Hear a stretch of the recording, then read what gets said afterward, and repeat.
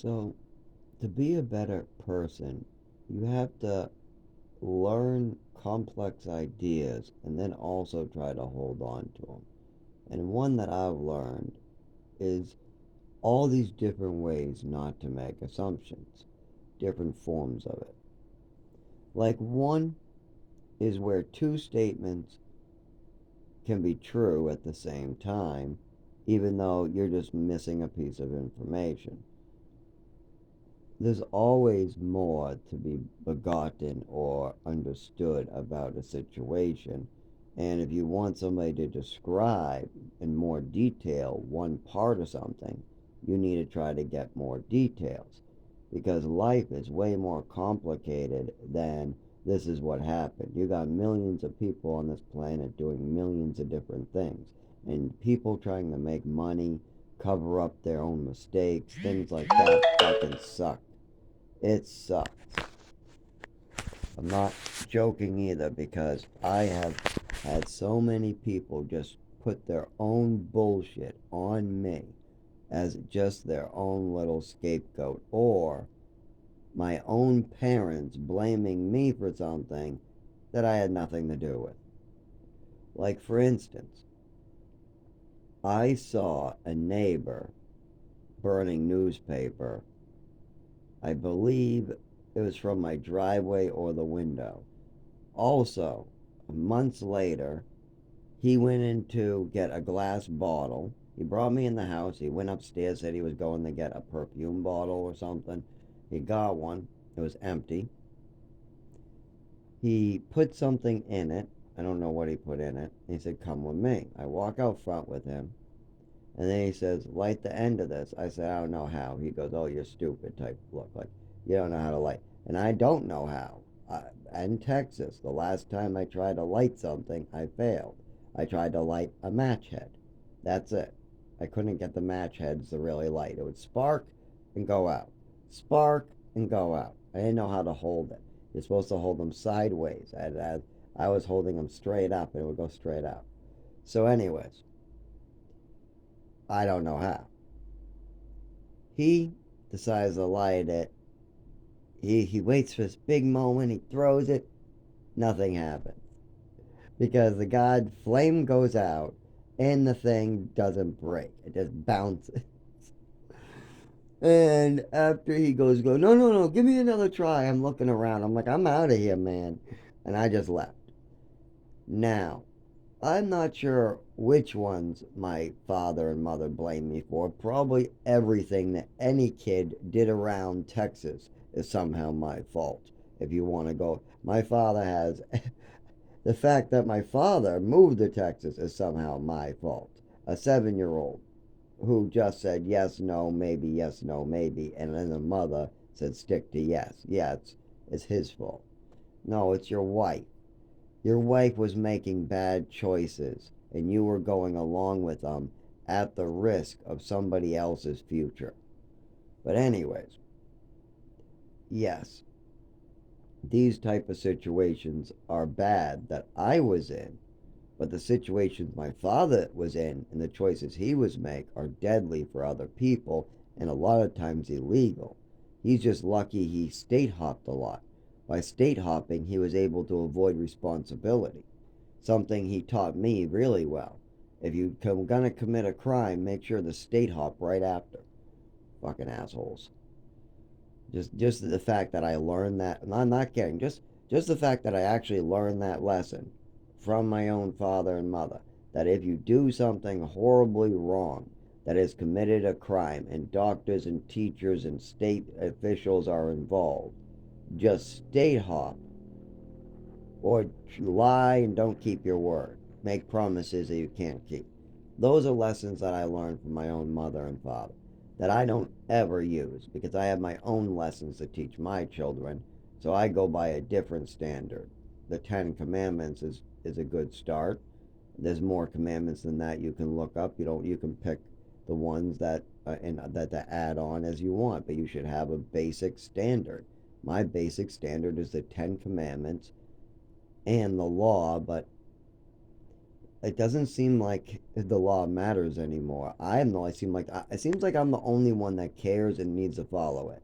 Like, I see so many people breaking laws like crazy, from kicking other people to driving infractions to drinking and driving, hitting people with cars, even property violations to violence, cop violence on citizens and citizens violence on cops and all these other crimes being committed up and down the chain. I've just seen it everywhere, up and down the chain, all the way at the top. My own family, my father, everything I've seen from uh, tax fraud, I've seen murder, I've seen police officers assault, burn, I've seen all this stuff going on, all these serious crimes. We got police officers committing arson on another person. We got individuals being murdered for hitting their wives, and no proper charges being filed with anybody. We got all, and with multiple witnesses coming forward with some information. It's just massively crazy what is going on in society today. And the situation my father put me in means that I get to die unless somebody has a conversation, and a real one. I mean, this is 25 years of information, so this is a lot, and I mean, I've been trying for years.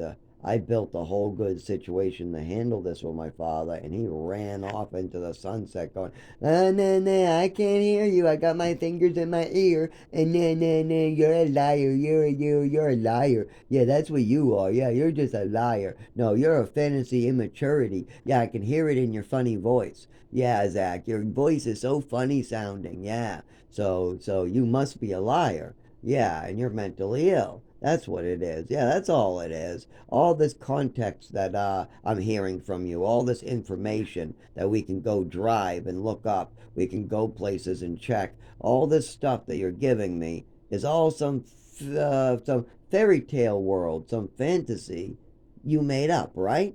No, Dad, you were there for a lot of this. You're 89, but you were there. Uh, all your kids came to you and said, "Hey, your wife got a goddamn problem." In one way or another, we all tried to say it one way or another. You knew I was being over medicated. You knew she was drinking. You knew she was pill popping. You knew there was problems. You knew I went to Texas. You know I was brought there on Patricia's will. You yelled at it how it was my and Patricia's fault we went to Texas. So you know for a fact that Patricia was the one who wanted to go to Texas, and she got me to agree with her. So we know that is the facts. Okay, why did you want to go? A change in life, a new scenery, those type of things is what she told you. So, yeah, she wasn't lying. She did want a new life after she ruined hers. She ruined hers and yours, and you both were about to be shamed and trouble. So by moving to Texas, it erased everything your wife just did. Your wife fucked up big time. And I was there for it. I suffered greatly for it. And now that 5 year old, 6 year old that passed out on that pile of newspapers is 32 years old, and he's willing to take it to the fucking grave and take everybody down with him if he has to. He will not take it to the. Sorry, I said that wrong. I will not take this to the grave. Stand. Oh my God. What is the try? I took that at 4 a.m. What time? Oh, it's almost 8. Okay, yeah, it's started. The first 2 hours of me taking my Trilipto is the best when I do the best. Not 4 hours, it's still okay, but I will take knowing this, that I will take, if he thinks I'm gonna take this to my grave, he's wrong. I will not take this sitting down. Yeah, I keep on wanting to say stand up. I keep on wanting to say the words. I will not take this standing up. But that's not the words I want, so I keep on having that signal. I know that I'm trying to say in my head, sit down, because I'm looking at it. I'm literally staring at myself sitting down, like that's what it is. It's what I'm doing. I'm sitting. I'm sitting. I'm not up. I'm sitting. I'm not up. I'm sitting. If I'm not up, I'm down. And I can't get the word. I know I'm sitting down. I know that's what's in my head. In my head, I'm saying sitting down, sitting down, sitting down. The word sitting down. I even know down. I say sitting down. I can get the word sitting down in my head, down in my head. I can get all that through. But when I try to say down, sitting down, none of it wants to come through.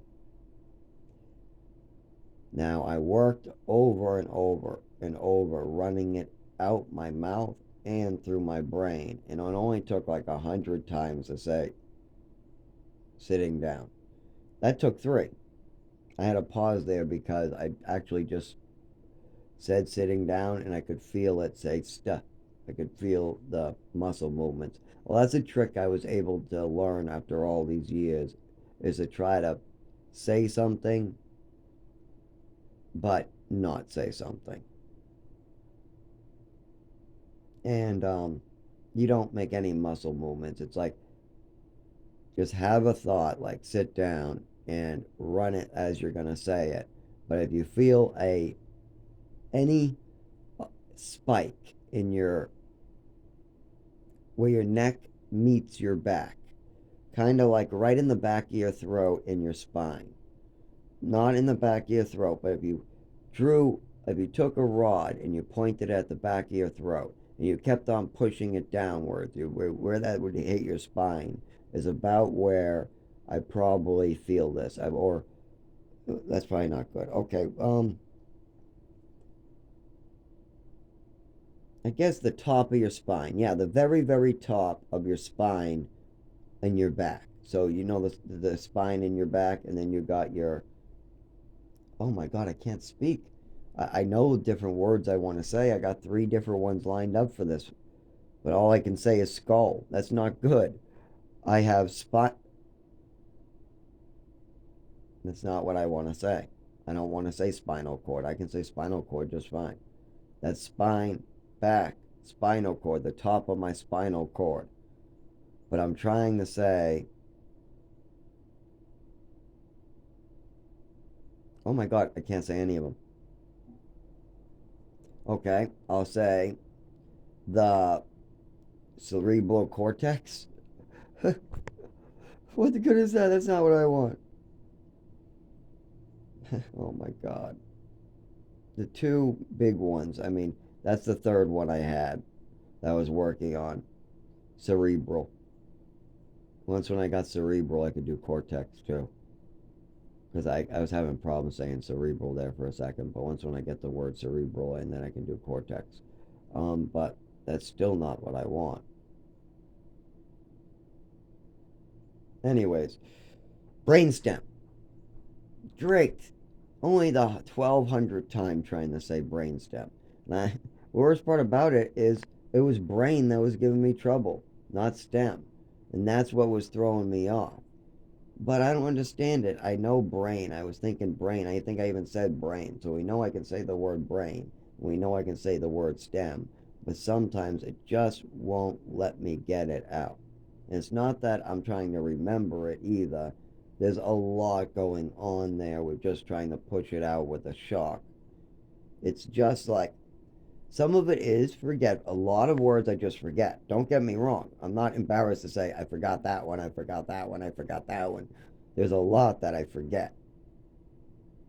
But saying how words come out of my mouth, like saying the word cerebral or spinal cord, I'm not forgetting how to say that later. I have known how to say those words for like over 15, 20 years. I've said them over 1,000, 20,000 times. When I'm thinking spinal cord, or that's just the little wires in the middle of your spine. So spinal cord, that's those little tiny, almost looking like veins in your spine itself. But that's your spinal cord, the little cords inside of it. Your spine is more what people describe as the discs or the vertebrae that make up your spine. See, now I forgot vertebrae and I remembered the word, and then when I tried to say it the first time, it came out. So I, one, had to remember the word, and then second, make sure I could say it. And I got lucky. Vertebrae, I not only remembered, but it also came out of my mouth when I wanted it to. So it's very complex to have a neurological disorder for 25 years, and I am forgetful. And I always used to chalk up both parts as just forgetful. First I got to remember stuff, and then I got to put it into action. So I got to remember how to throw a tile, I got to remember how to throw a basketball, but then I also got to get my nervous system to do it. So first you learn how to do something, but then you got to be able to put it in practice. Now, putting it in practice, you can master it. But if you get in a car accident and you get injured, doesn't matter how much practice you got at basketball playing, if you break both your legs, you're not playing basketball for a while. And that's the thing right there, is that I can practice and know something, and if the right conditions are there, I will do great. If I am playing basketball during summer and I take epilepsy medication, or if I try to play tennis during summer, I do pretty well. I do okay. Not great, but I do okay. But you take away those epilepsy medications, or you take away the heat, and now there's a severe problem, or you put a flashing light in my eye. And even then, if you want me to do normal things like shoot a basketball or send a return serve in tennis precisely in an area, I can't do that. I can fake it in ways by just kind of keep on blindly hitting it, but as far as knowing exactly where I'm aiming it, I don't. That's the trick. I just try to angle it where I think it would be from history. And like I look at the racket, not most of the time. I don't look at the court. When I try to shoot a basketball, yeah, I do okay if it's heat and with triliptal, but that's because the spasms in the arm make it so a basketball doesn't go straight. If you try to, because how you shoot a basketball is you put your left hand on the side of it and you lift it off with your right hand, and you use that kind of like as the spring shooting the basketball in the hoop. So the left hand's just to center it, and that's just kind of like on the side. And then you use the right hand to fire it straight where you're aiming. And that I took many lessons. I'm not the worst shot in the world. I have won games of horse, and I've been trying to play horse all the way back to New Mexico. And that's the only game we could play there, and I couldn't make it to the hoop, so we weren't really allowed to play. But we were still trying. We were trying to, come on, we could throw it that high soon. Come on, we could throw it up to the hoop. Come on. But no, these were really 10-foot or higher hoops, and these were adult, and none of the course was any good, so it would bounce away into the grass every time. This was a really ripped up court. It was obviously very, very, very old, seeing as every crack had plants growing through the court. So much so that it would look like more of a bike course. I mean, one kid was smart enough to have a bike brought to him, and he could use the mud lot. He even made little hills with that. And then he had a bunch of hills where the basketball court was. So he had a great time on the bike, just rolling around all those bumps.